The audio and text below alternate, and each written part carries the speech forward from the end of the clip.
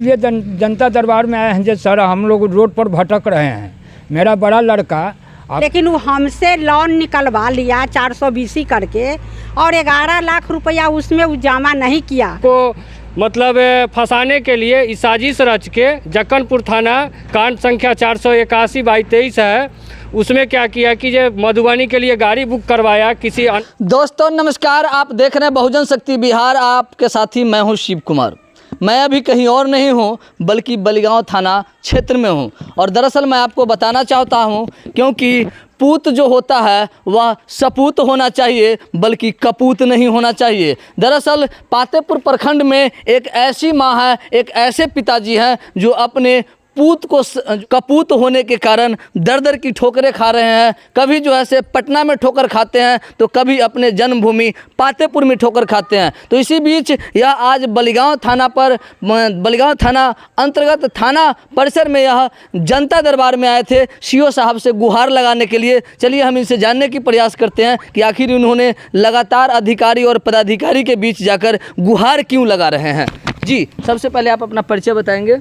मेरा नाम लक्ष्मण प्रसाद सिंह हुआ, घर हुआ प्यारेपुर, थाना बलिगांव हुआ, पोस्ट खेसराही हुआ। आज आप जनता दरबार में आए थे। जी। आखिर जनता दरबार में क्यों आए हैं? इसलिए जनता दरबार में आए हैं जो सर हम लोग रोड पर भटक रहे हैं। मेरा बड़ा लड़का अपना पावर लगा करके, जिसमें कि 2500 साल पहले से हम अपना घर बनाए हुए हैं, उस घर को अपने पत्नी को नाम से खुद वो अपने लिखा है सर। लिखवा करके आज उस घर को मेन गेट से लेकर के सभी क्वार्टर में ताला लगा दिया है, जो कि अभी हम घर में अपने आंगन में जा नहीं सकते हैं दरवाजे में।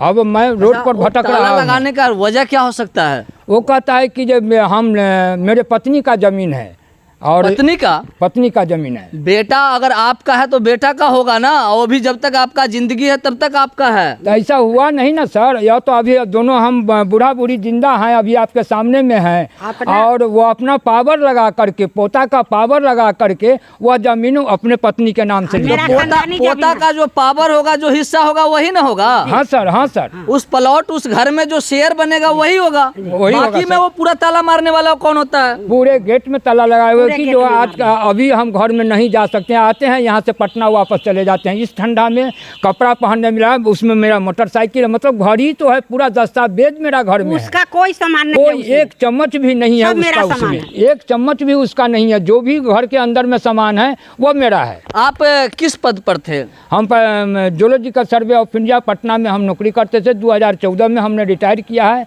हम MTS के पद पर थे वहाँ पर। अच्छा, क्या कहना चाहते हैं आप लगातार अधिकारी और पदाधिकारी के बीच जो आ रहे हैं? जी। आखिर आने के बाद यहाँ क्या जो आपको आश्वासन मिल रहा है, क्या न्याय मिलेगा? नहीं सर, जैसे कि लोग बताए कि जो नहीं आप कोर्ट से समझ लीजिए, यहाँ से कुछ नहीं होने वाला है। तो क्या आपको घर का ताला जो है वह अपने घर का ताला आप कानून नहीं खुलवाएगा? तो वो तो कहते हैं मैं नहीं खुलवाने जाऊँगा, आप कोर्ट से डिसीजन ले करके आइए तब हम जा सकते हैं। वो आप नहीं बात किए कि जो मेरा बेटा का अधिकार पड़ता है मेरे पिताजी के संपत्ति में, वही वो मालिक है ना, पूरा घर का मालिक तो नहीं है।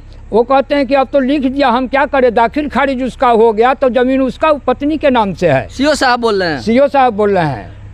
तो आप समझ सकते हैं यह पातेपुर की वास्तविक है। एक बेटा जो है अपने पिता और माता को जीवित रहते हुए अपने पत्नी के नाम से रजिस्ट्री करता है और यहाँ के प्रशासन उसे बिल्कुल, और वहाँ के जो हल्का कर्मचारी है वह बिल्कुल अपने नज़रअंदाज से उसे म्यूटेशन करते हैं। नहीं तो किसी भी तरह की वेरिफिकेशन होती है और न ही उस ज़मीन की जाँच होती है। चलिए हम जो इनकी पत्नी है उनसे जानने की प्रयास करते हैं।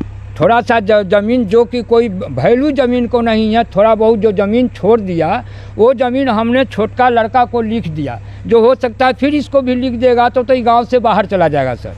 तो हम वो लिख दिया तो उसको ऑब्जेक्शन लगवा दिया है ब्लॉक जा करके। सीओ साहब खुद ऑब्जेक्शन लगाया। मानो बेटा लगाया, बाप के ऊपर ऑब्जेक्शन तो लग गया जी, मगर पिता लगाया, बेटा के ऊपर तो नहीं लगा। उसका दाखिल खारिज हो गया सर।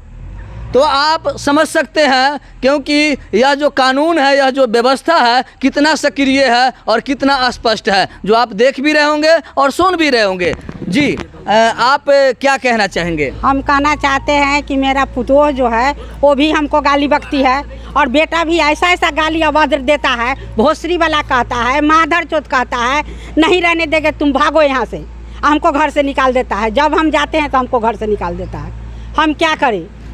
तो पटना वाला ज़मीन के बता रहे थे, वहाँ भी नहीं रहने देता है? पटना वाला ज़मीन में हम घर बनाए थे दोनों बेटा के लिए, लेकिन वो हमसे लोन निकलवा लिया 420 करके, और 11 लाख रुपया उसमें वो जमा नहीं किया, नोटिस भिजवा दिया। वो अपने मोबाइल से वहाँ कह कर के अथी से बैंक मैनेजर से नोटिस भिजवा दिया।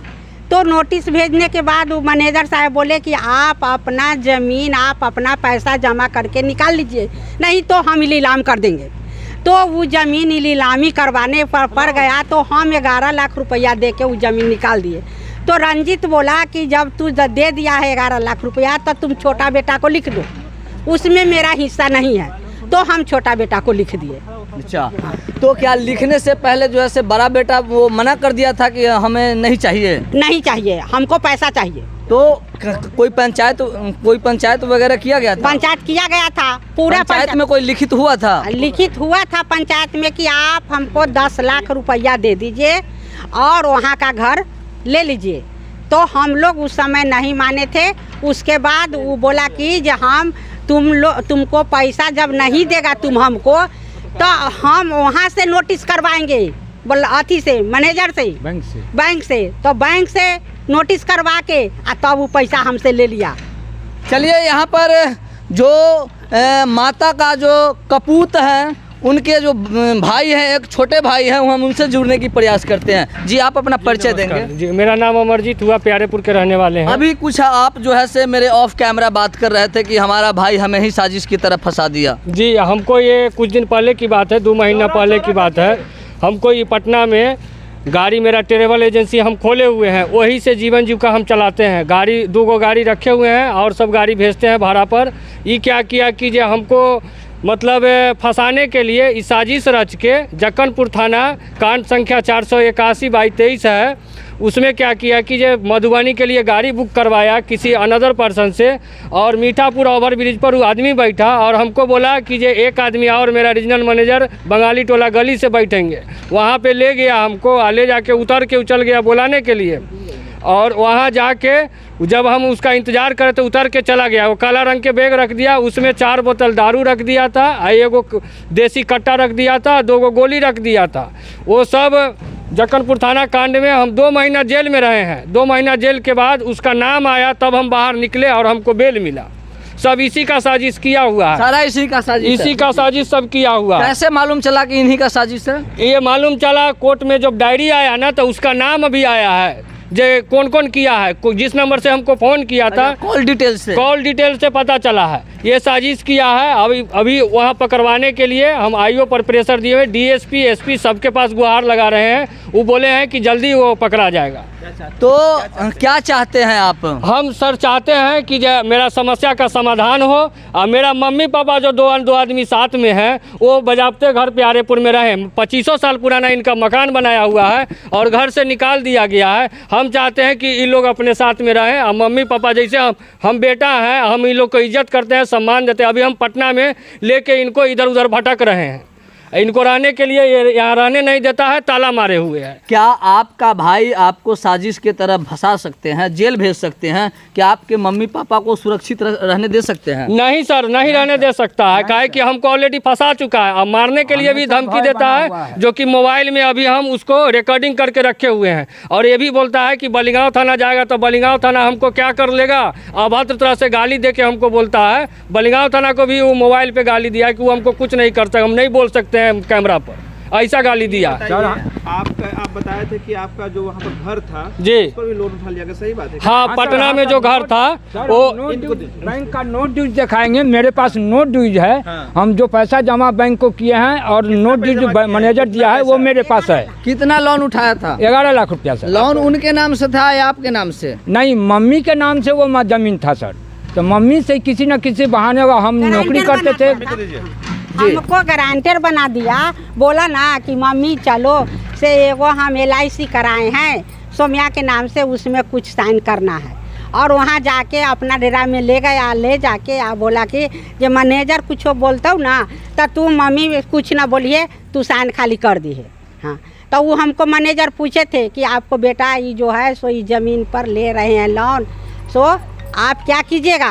तो हम बोले कि हमको रंजीत बोला कि मम्मी तू कुछ नहीं बोलना, तो हम नहीं बोले, हम समझ लेंगे और हमसे लोन निकलवा। कहीं ना कहीं उस समय आपको भूल हुआ? हाँ भूल हुआ। तो हम क्या करें? आपकी भी तो भूल है ना? भूल है। हाँ जो उन्होंने आपको नहीं बताया बोलने के लिए कि मत बोलना, आप वहाँ पर चुप रह गए। चुप रह गए। जिसका 11 लाख का नाजायज फायदा उठा लिए। हाँ ले लिए। क्या चाहते हैं अब हम चाहते हैं कि वहाँ का जमीन जो है वो खुद पैसा ले लिया बैंक द्वारा, बैंक से वो पैसा निकाल लिया, वहाँ का उसका राफ साफ हो गया। यहाँ का जो ज़मीन है, घर है, वो ठीक है, लिखा लिया है, लेकिन उसका कीमत लग जाए।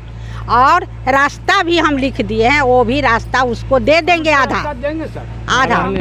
और मैं घर में हम रहेंगे और हाँ उचित फैसला, हाँ जो समाज बोलेगा वो हम करेंगे। हाँ तो आप समझ सकते हैं जो माता और पिता हैं वह अभी तक कुमाता नहीं है, माता की दर्जा निभाना चाहते हैं और पिता भी अपने पिता का दर्जा निभाते हैं और पुत्र जो है वह अभी तक कपूत है। और जो आपका नेक्स्ट वीडियो मिलेगा वह इनके पहाड़पुर गांव और घर का वीडियो मिलेगा, वह ताला बंद है या नहीं है। आखिर वहां के जो ग्रामीण हैं हम उनसे भी जानने की प्रयास करेंगे कि वह घर जो है वह उसमें ताला अगर लगने की वजह क्या है। तो तमाम हम ग्रामीण से भी जानने की प्रयास करेंगे कि वास्तविक स्थिति क्या है।